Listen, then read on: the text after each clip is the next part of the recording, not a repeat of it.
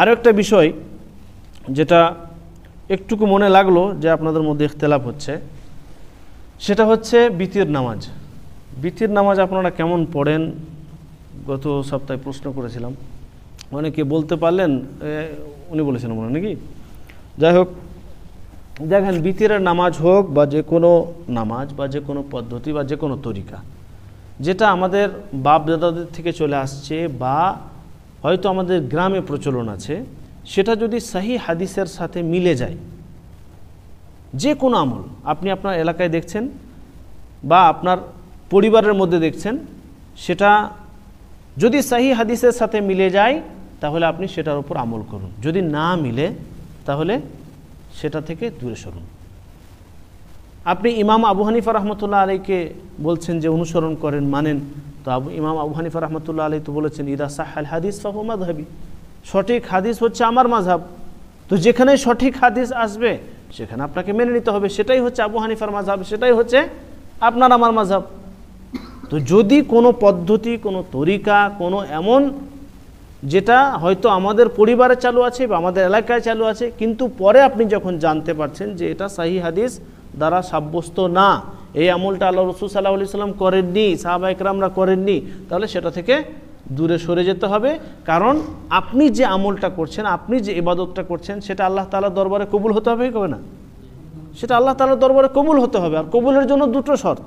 প্রথম হচ্ছে আল্লাহ তাআলার খুশনুদি, আল্লাহ তাআলার জন্য ইবাদতটা করা, খালিসাতান লিল্লাহ, আল্লাহ তাআলার উদ্দেশ্যে করা, খালেস অন্তরে আল্লাহ তাআলাকে খুশি করার উদ্দেশ্যে সেই ইবাদত করা। দ্বিতীয় হচ্ছে আল্লাহ রাসূল সাল্লাল্লাহু আলাইহি ওয়াসাল্লামের তরিকা, পদ্ধতি অনুযায়ী করা। তো সেই ইবাদতের পদ্ধতি তরিকা যদি আল্লাহ রাসূল সাল্লাল্লাহু আলাইহি ওয়াসাল্লামের সাথে না মিলে, সাহাবা ইকরামদের সাথে না মিলে, তাহলে সেটা কবুল হবে? কবুল হবে না। তো বিতরের ক্ষেত্রেও সেম।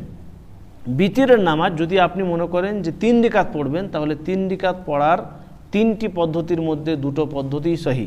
আর সব থেকে উত্তম পদ্ধতি যেটা সৌদি আরবে দেখতে পাচ্ছেন, 2 রাকাত পড়ে সালাম ফিরে দেওয়া।